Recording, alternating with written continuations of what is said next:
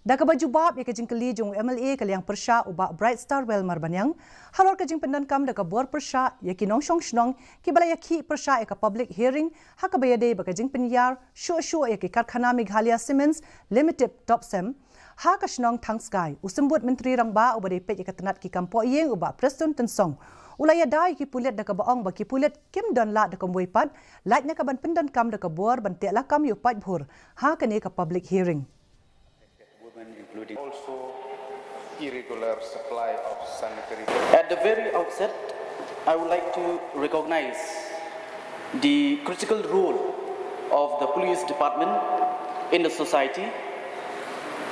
They are the custodial of law and order, responsible for maintaining peace, ensuring safety and security, and upholding the principles of justice. What are the reasons for having a public hearing?